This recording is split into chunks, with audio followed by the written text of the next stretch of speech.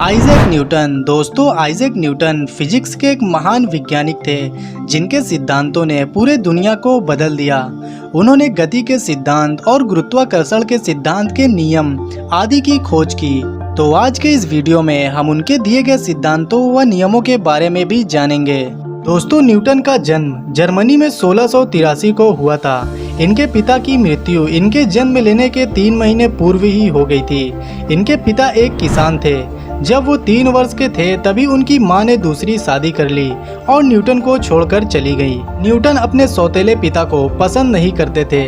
वो अपनी मां के साथ भी दुश्मनी का भाव रखते थे, जिसका कारण दोबारा उनकी मां का शादी करना था। 19 वर्ष की अवस्था में इनके द्वारा किए गए अपराधों की सूची में प्रदर्शित होता है कि मैंने अपने माता और सौतेले पिता के घर को जलाने की धमकी दी थी। तो आइए दोस्तों जानते हैं न्यूटन के एजुकेशन के बारे में। न्यूटन की प्रारंभिक शिक्षा उनके गांव के ही स्कूल में हुई।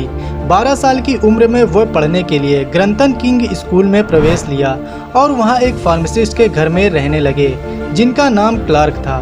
क्लार्क एक फार्मासिस्ट थे, इसलिए उनके पास रासायनिक और प्रायोगिक किताबें बहुत ज़्यादा थी और न्यूटन उन्हीं सारी किताबों को पढ़ा करते थे और उनके प्रयोगों को भी करते थे। कुछ साल पढ़ाई करने के बाद वहां से इंटरमीडिएट पास कर लिया।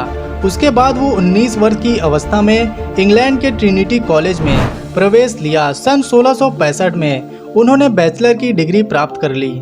वो मास्टर की डिग्री भी वहीं से लेना चाहते थे, लेकिन वो प्लेग नामक बीमारी से ग्रसित हो गए, जिसके कारण उन्हें अपने घर यानी कि अपने गांव लौटना पड़ा।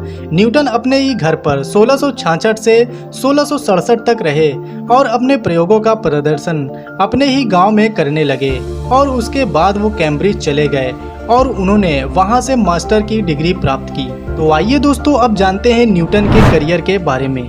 आइजैक न्यूटन अपने गणित के अध्यापक के काफी प्रिय थे। न्यूटन जिस कॉलेज में मास्टर की डिग्री प्राप्त कर रहे थे, उस कॉलेज के प्रोफेसर ने दूसरी नौकरी के लिए प्रोफेसर पद से इस्तीफा दे दिया। तभी उनके गणित के अध्यापक ने न्यूटन को उस पद को धारण करने के लिए कहा।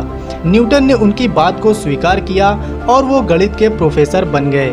न्यूटन अपने प्रयोगों को और आगे तक ले जाने के लिए और ज़्यादा खोज करने के लिए प्रयत्न करने लगे।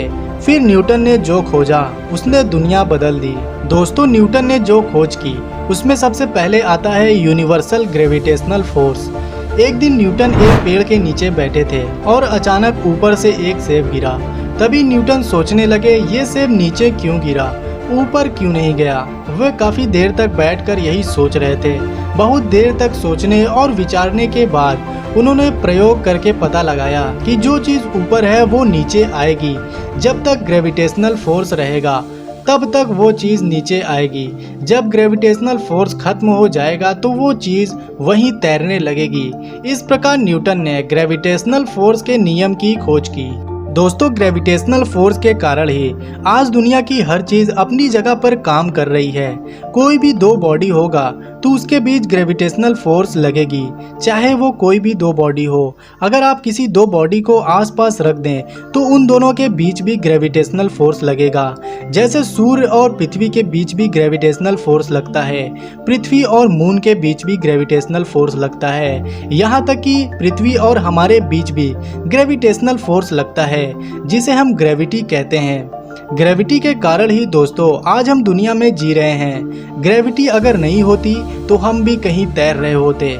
तो दोस्तों, आप समझ ही गए होंगे कि ग्रेविटेशनल फोर्स क्या होता है और ये भी जान गए होंगे कि वो सेब जमीन पर क्यों गिरा, क्योंकि पृथ्वी की जो ग्रेविटेशनल फोर्स थी उसने सेब को अपनी ओर खींच लिया। मतलब कोई भी वस्तु अगर ऊपर से नीचे गिराई जाए तो वो नीचे ही आकर गिरेगी, क्योंकि पृथ्वी की जो ग्रेविटेशनल फोर्स होती है वो उसे अपनी ओर खींच लेती है। इसके बाद न्यूटन ने गति के नियमों की खोज की, जिसे इंग्लिश में लॉ ऑफ मोशन कहते हैं। इनमें 3 नियमों को बताया गया। पहला, जिसे लॉ ऑफ इनर्शिया कहा गया, दूसरा लॉ ऑफ मोमेंटम और तीसरा law of action and reaction. तो आइए दोस्तों जानते हैं पहला नियम क्या है, जिसे लॉ ऑफ इनर्शिया भी कहा जाता है। इस नियम के अनुसार एक वस्तु तब तक स्थिर बनी रहेगी जब तक उस पर कोई फोर्स न लगाया जाए, और एक वस्तु तब तक गतिमान यानी कि मोशन में रहेगा जब तक उस पर कोई फोर्स न लगाया जाए। कहने का मतलब ये है दोस्तों, अगर कोई वस्तु स्थिर बनी हुई है यानी कि रुकी हुई है, वो तब तक आगे नहीं बढ़ेगी जब तक हम उस पर कोई फोर्स लगाकर उसे आगे न बढ़ाएं। और अगर कोई वस्तु मोशन कर रही है, मूव कर रही है यानी कि चल रही है, वो तब तक नहीं रुकेगी जब तक हम उस पर कोई फोर्स लगाकर उसे रोके ना। अब बात करते हैं सेकंड लॉ की, जिसे लॉ ऑफ मोमेंटम भी कहा जाता है। इस लॉ के अनुसार अगर हम किसी बॉडी पर कोई फोर्स अप्लाइड करते हैं तो उस बॉडी के rate of change of momentum जो होता है वो अप्लाइड फोर्स के डायरेक्टली प्रोपोर्शनल होता है, और जिस डायरेक्शन में हम फोर्स को लगाते हैं उसी डायरेक्शन में उसका मोमेंटम चेंज होता है। थर्ड लॉ, जिसे law of action and reaction कहा जाता है, इस नियम के अनुसार अगर हम किसी बॉडी पर जितना भी फोर्स लगाते हैं तो वो बॉडी हमारे ऊपर भी उतना ही फोर्स एक्सर्ट करता है। ये थे न्यूटन के कुछ नियम। इसके बाद भी न्यूटन रुके नहीं और आगे खोज करते रहे, और इनकी खोज ही इनको महान बनाती है। और अंत में दोस्तों 31 मार्च 1727 को ही जर्मनी में इनकी मृत्यु हो गई। तो दोस्तों आई होप कि आपको ये वीडियो अच्छी लगी हो।